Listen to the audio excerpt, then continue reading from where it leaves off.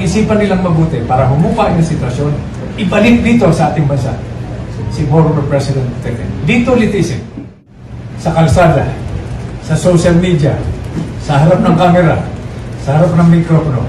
Importante marinig natin, no? Yung tinig, yung tunay na tinig ng taong bayan, devoid of partisan political affiliation, devoid of illegalities. Dahil, di ba? Ang daming legal opinion na valid din naman. So, walang pagkakaisa ron, walang konsensus. Pag politika naman, nagkalat naman ang politika namin. Saan tayo nagkakaisa? Ang ginawa namin, nagtanong kami, sino ang gusto ng gulo? Wala namang nagtaas ng kamay. Sino ang ayaw ng unity? Iba, ito yung plataforma ng unity na nagluklok sa ating Pangulo, sa kinaroroonan niya ngayon. Walang nagtaas ng kamay. So doon tayo nagkakaisa.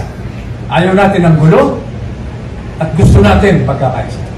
In fact, kung ianggulo natin ito, sa napagis na namin, kasama na si Manong Gante, ano ang pillars ng national security? No? Political unity. Okay lang yung pagdebate. Okay lang. Huwag lang magkapikunan at magkasakitan. Social cohesion. Nagkakaisa tayo na hindi ito pro or anti. No? Ito ay pro-Filipino. This is a pro-Filipino effort na hindi natin naririnig sa national conversation. Kung maalala mo, Glenn, higit na 1 taon na nakakalipas, meron tayo mungkahi as a private citizen na bago sumama ang sitwasyon. Pwede ba yung ating Pangulo nakaupo, nasa pwesto, at yung mga buhay pang dating Pangulo, kasama na si President Duterte, si President GMA, si President Era, magkulong sa kwarto, walang media, walang mic, walang camera. Pag-usapan nila, no, kung ano ang gagawin para mabuo yung sambayanan. Kung medyo nakinig sila nun, wala sana itong sitwasyon natin. Ba't lagpasan tayo rin sa sisihan? Ang question is, ano gagawin natin? Okay, mabuti na itanong mo yan. Hindi na ito issue tungkol kay former President Duterte.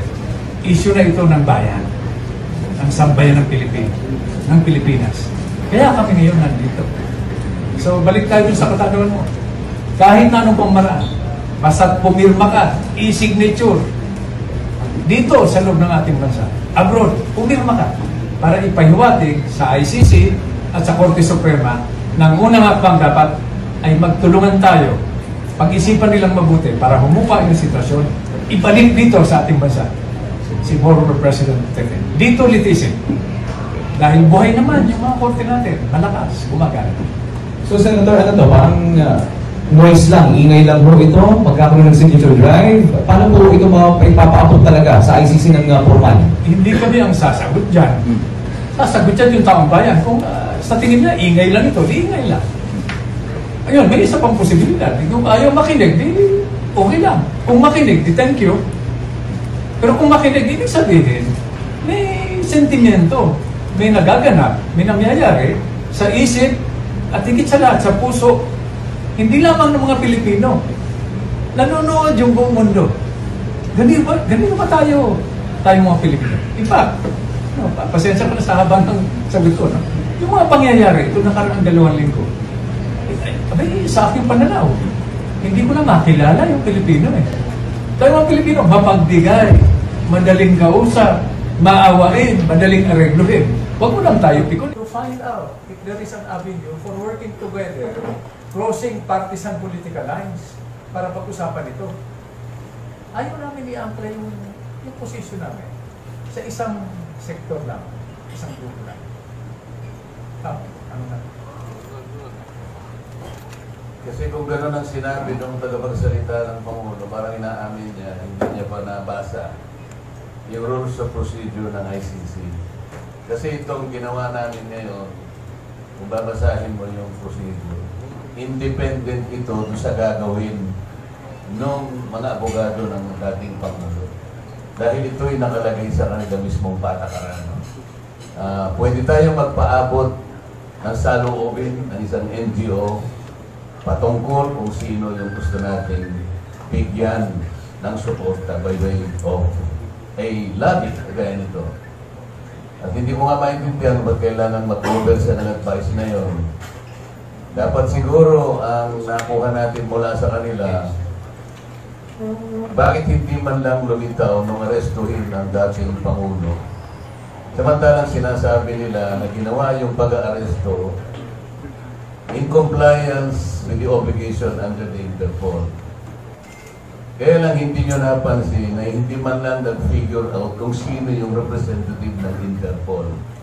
Di ba napakalaking ng importansya ng Interpol sapagkat doon pala nakasalig yung pagkaka-aresto sa Pangulo. Dapat lumitaw sana bago inaresto yung Pangulong Duterte, malinaw sana na yung physical copy ng warrant of arrest pinresenta eh. Hindi malinaw yung ganun eh.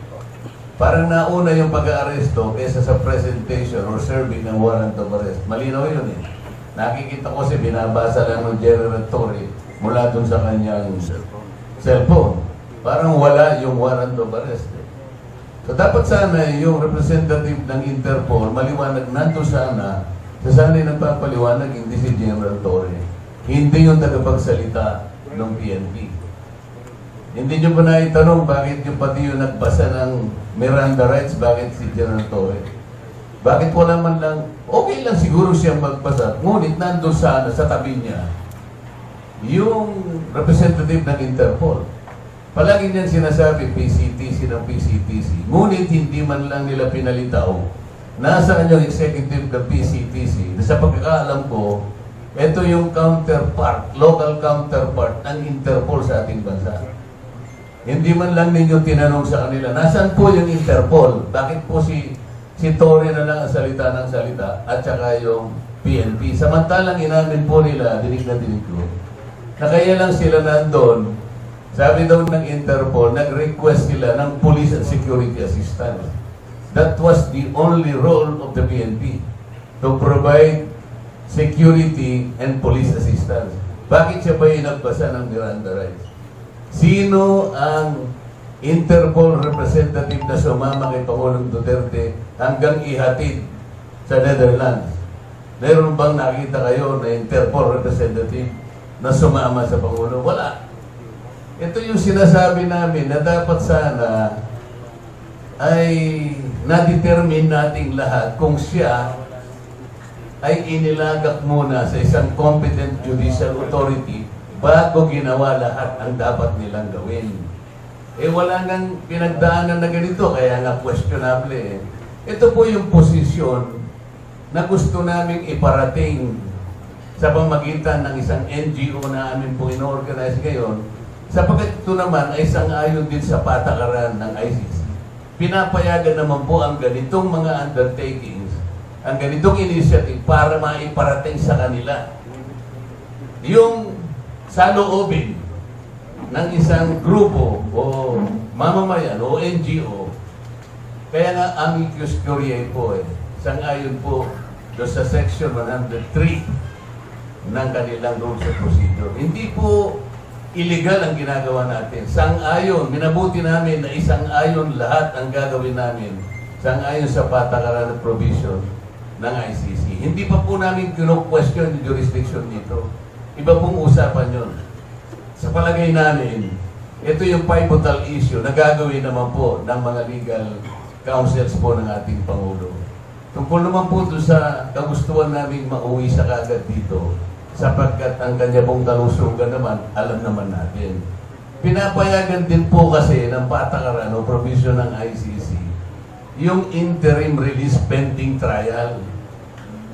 Kung halimbawa po, September talaga yung actual trial, kinakailangan pong ma-determine yung po bang continued detention ng dating Pangulo is required while waiting for the trial.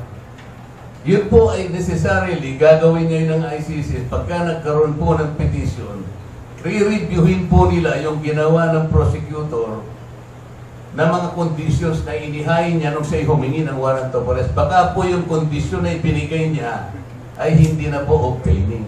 Kasi po nilagay po niya ang isa sa kondisyon kung bakit kailangan arestuhin si Pangulong Duterte. Kasi popular po pala siya dito sa ating bansa. Yung pagiging popular ba niya ibig sabihin, he still wields power in this country. Mali siyang popular, pero hindi na po siyang presidente. Private na tao na lamang siya. Yun ang mga ICC, nakinig agad na popular. Talaga po popular. Wala tayong magagawa ron eh. So yung kondisyon po ba na dahil popular siya, kailangan siyang arestuhin? Yun po yung gusto namin, na-reviewin ngayon. Kasi po, nakalagay sa tuntunin ng ICC, pagka hindi na nasatisfy ang ICC na yung mga kondisyon na inilatag ng prosecutor ay hindi na effective, pwede po niyang i-release ang dating Pangulo with or without conditions. Ako po papayag, kami po papayag. Kahit katakot-takot na kondisyon po, provided na makatuwiran naman, magbibigay po tayo ng kondisyon. Yun lamang, iuwi na lang muna habang naghihintay po siya ng takdang araw ng kanyang trial. Ito po ay sang-ayon din sa patakaran ng ating mga batas. No person shall be deprived of life, liberty, and property without due process of law. Hindi naman po talaga na-observe eh. Lahat po tayo alam natin na meron na pong naunang warrant of arrest na inisyo ang ICC na ipinadaan din sa Interpol sa presidente ng Russia, Vladimir Putin. Meron na rin pong naunang warrant of arrest na inisyo at ipinarte rin sa Interpol sa presidente ng Israel, Benjamin Netanyahu. Bakit po itong dalawang leader na ito, sa kabila ng ito po ay meron ng red notice sa Interpol, nauna pong na-issue ng warrant of arrest, bakit hindi po na-arrest? Dahil wala pong isang mamamayan ng Russia o ng Israel ang nakipagsabuatan sa ISIS. Yun po ang aking opinion. Maaari pong mali ako, maaari akong tama. Sapagkat kung mayroong isang Russian o mayroong isang Israeli na nakipagsabuatan, nahuli na po siguro nauna itong dalawang leader. Kung tutuusin po, kung tutuusin, ano po ba yung isang elemento ng crime against humanity? Yung atake po na gagawin, widespread and systematic attack directed to a civilian population.